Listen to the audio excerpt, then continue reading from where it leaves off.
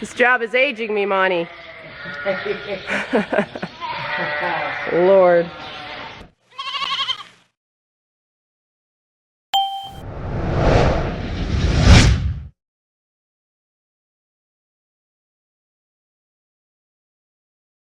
Happy Monday. It's sunny. And I'm just waiting for Monty. Mark is gone. And of course, the day he left, I ran out of corn in my U-barn. So I think he just drove in. So we are gonna fill up my bin.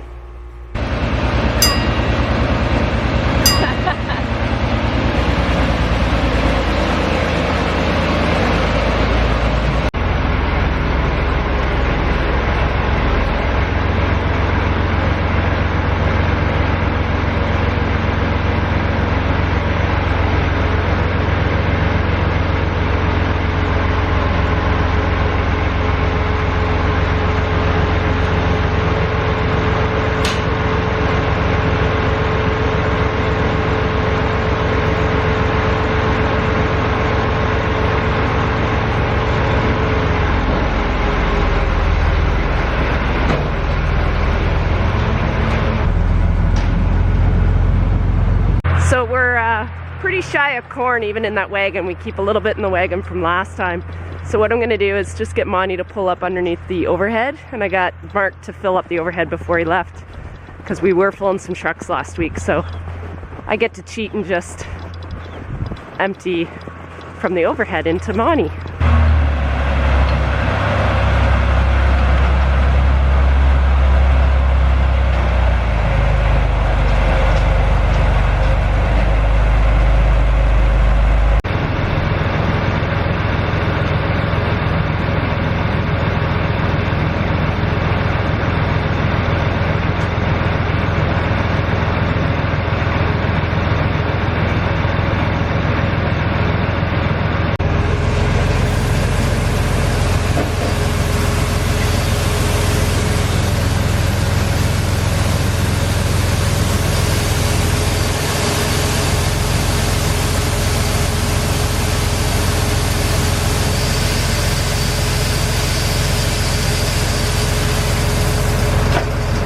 Good. I'll meet you over there.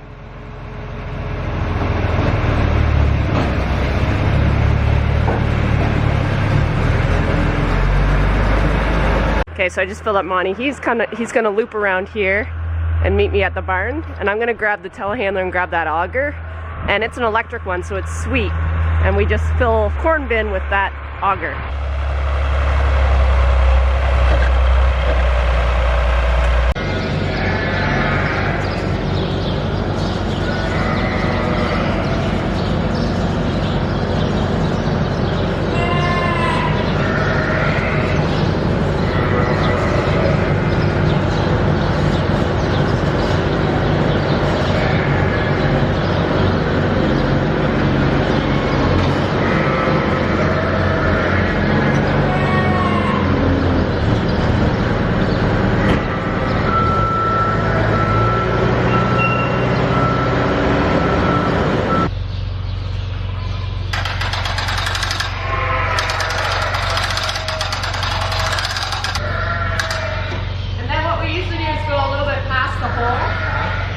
Maybe I should open the thing first, should I? Yeah, once you come down, you open it back up over. What's that? Yeah, might as well. Open it now. Yeah. I'll push each gear.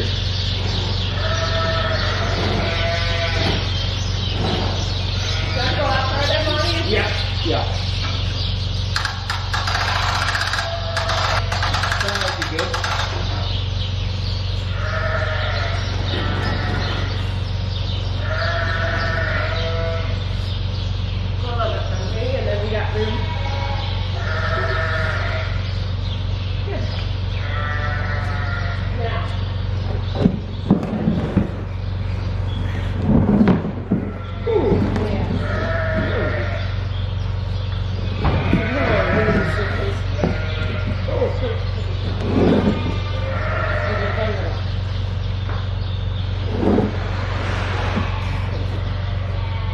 Forget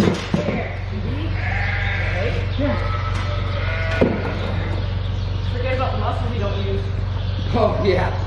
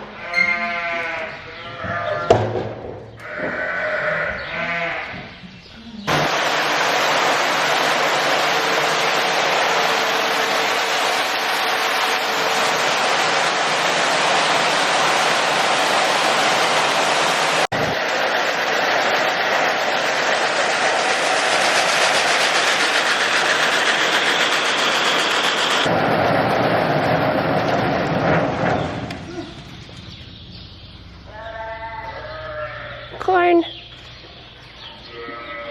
This job is aging me, Monty. Lord. Okay, now that we got the corn bin filled, there's a few things going on today. I can't believe this, but my firstborn lambs here, the lambing group that we just had in December, they are already rounding into their last week. So they're 7 weeks old. I figure about next weekend they're gonna be at that 8-week mark, which means weaning already. I can't even believe it's already that time. So usually what I do, I usually actually do this 10 days before wean, but I forgot. I like to switch the ewes. I start their drying off process. So I will actually feed some dry hay. So I got the grapple bucket on the loader. I'm gonna put a few pieces of the dry hay on the wagon and feed them by hand in their bunk.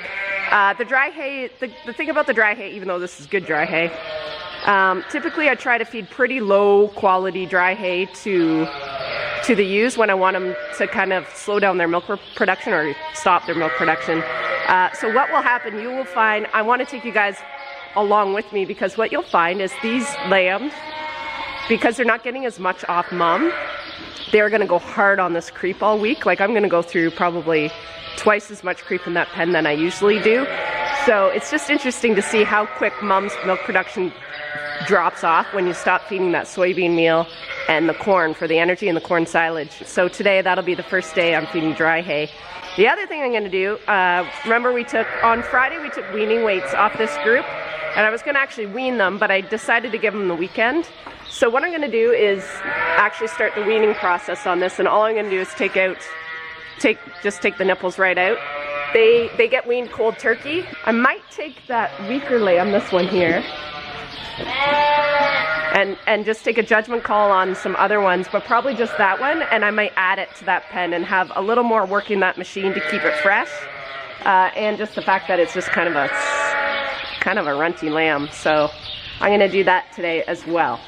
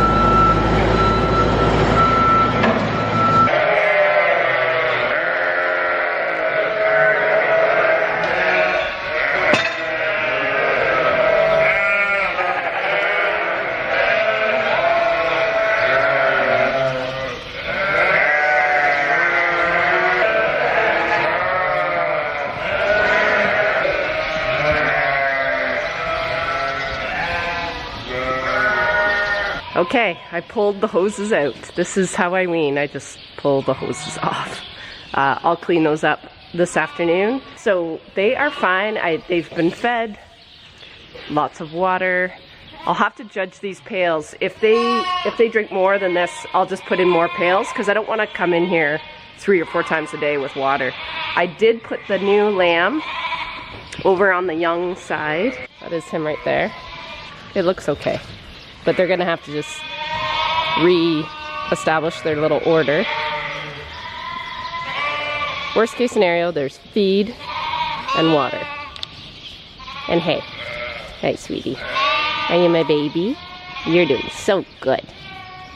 I asked Instagram a couple days ago to ask Mark and I any questions on our marriage, the farm, the business, the podcast, YouTubing, all the things. And what I ended up doing was when I went to drop him off at the airport, which was Saturday night, we had a Q&A. So I'm gonna edit it today. I'm going to attach it with this video. Yesterday I tried to do it and I wasn't ready to edit it yet. Just the emotions of knowing he's not going to be here for a couple months was weighing pretty heavy. That's why I did my day of chores yesterday. I really enjoyed asking Mark these questions, and I just thank my Instagram audience and you guys all last week for your great questions. It gives me so many ideas for videos and for just knowing where you're at as a viewer, just so I can make content that resonates with you, because there's no point me just guessing as to what you guys want to see. So I just really want to take a couple seconds and just thank you guys. It means a lot to me that you took the time just to answer that. So thank you, and thank you to my Instagram audience that did that too. Yeah, so Mark is now in Australia. He landed safe and sound last night, and that is always just a weight lifted off, right? Just that the flight got there and everything's good. I think he said he got about 5 hours sleep, so that's something. So if you want to keep watching, I'm gonna have the Q&A now. And if you don't want to see it, then thanks for watching my morning in the barn. He's leaving for a long time. Only a sixth of a year. I wanted some clickbait. Oh, clickbait. Yeah. I asked Instagram yesterday instead of YouTube any questions you guys had about Mark and I, about the farm, the kids, the podcast, anything you wanted to. I just said, ask me any question. So you guys did. Got a lot. And a lot. And a lot. A lot. You ready for this? Yep. Okay. This one's from Kristen Kelderman. Hi, Kristen. You know Kristen. I know Kristen. Hello. If you could move anywhere in the world, where would you live? Not for work or farming. I'm gonna tell you 2 on my bucket list. New Zealand and Ireland. Those are the 2 places that I want to visit. Right now I'm very happy with where I live. In fact, so much so that I never leave. Well, I've had the good fortune of being in many places, and I'd have to say, if I could move anywhere, it would be like southern Saskatchewan. I love it there. In the winter? Winter's winter. Well, so did she say 2 places? She didn't say 2 places. Oh, damn it. Shady Creek Lamb wants to know best ring pop flavor. I have never had a ring pop. Ever. Well, I think if you define flavors as colors, I would go with blue. You like the blue, so that'd be a raspberry? Probably. Yeah. Great question. Larry May 2 wants to know, where is Mark going in Australia? So I am going to fly into Sydney, then I'm going up to Brisbane and spending kind of some time up Brisbane and north, and then I'm going over to Perth on the opposite side of the country on the west coast and spend some time there, and then Adelaide after that, which is about the bottom middle. And I kind of have a week I don't really have planned yet, which could end up being Tassie. Just cruising along the bottom and maybe catching some people where the fires went through. So I'm not sure.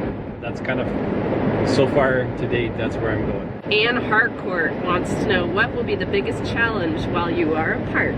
Wi-Fi?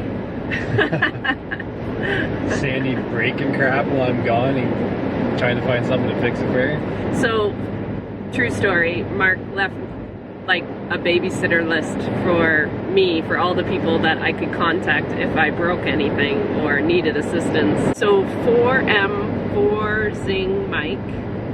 4M Zing Mike. I'm trying to think if that's a... Anyways, why is he leaving for 2 months? So some of my viewers don't know why you are leaving because I haven't told them yet. 2019, I was awarded a Nuffield Scholarship, which is basically a process which encourages farmers to research a topic of interest and travel around the world to get a perspective outside of their own community on the issue that they're researching.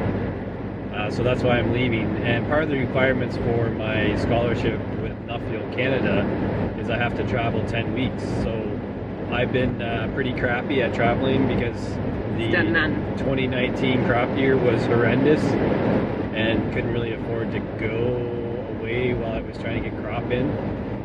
And as a result, I'm kind of jammed up here and have to get some traveling done. But the good part is that 2 months is going to give me a really good perspective of farming in Australia and New Zealand.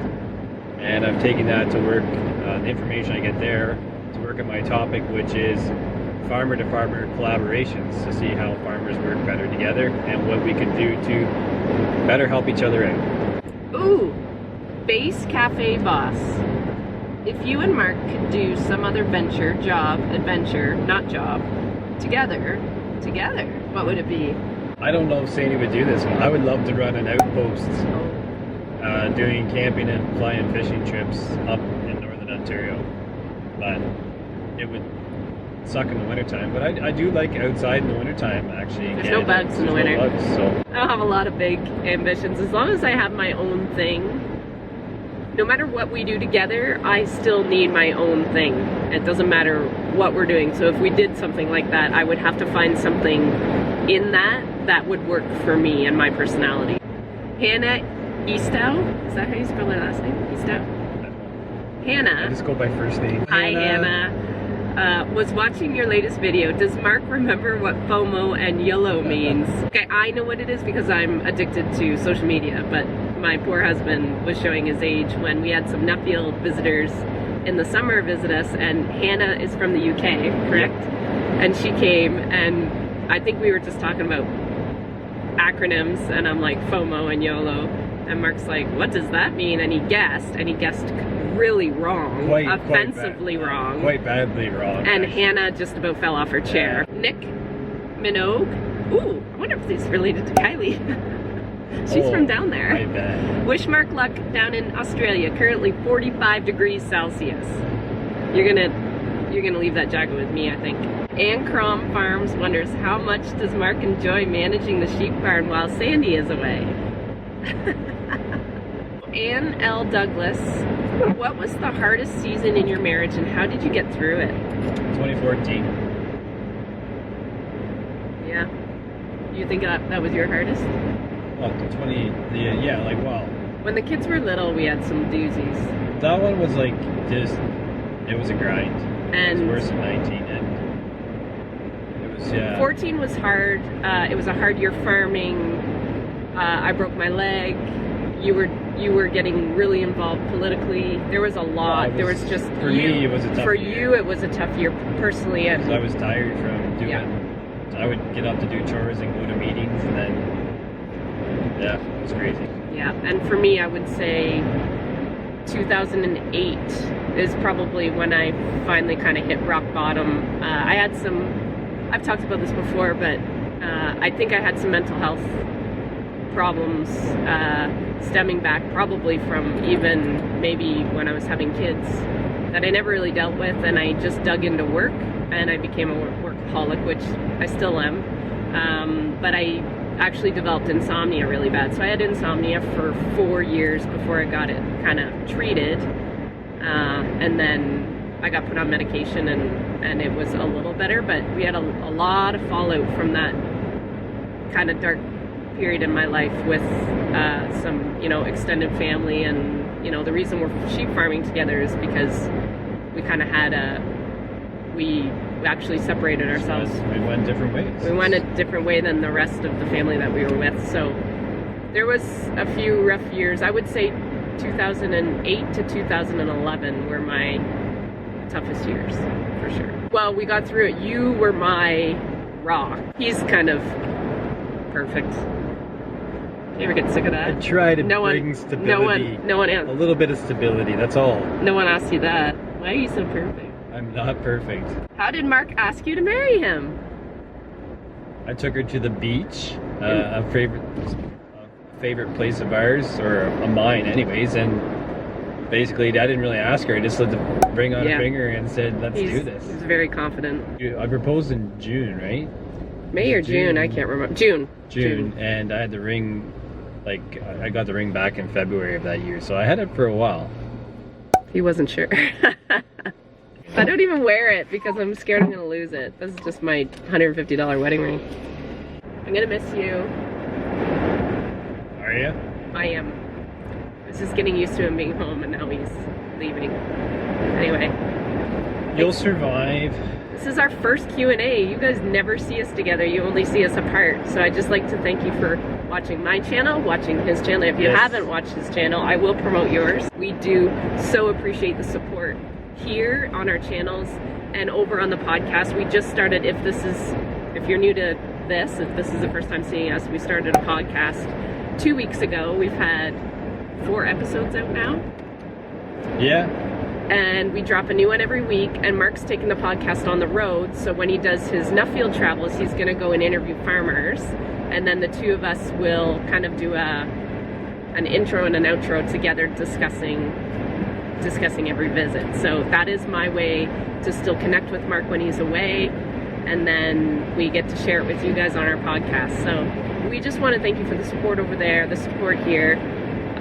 It's just making farming a lot more fun when we can share this stuff with you guys. We take for granted the boring everyday trivial stuff, and you guys love it because I think we have the job that a lot of people would just dream of having. So thank you for the reminder every single day, and thank you for the accountability, I would say. Yes, thanks. I'm glad you enjoy. Have a good trip. Thanks. See ya.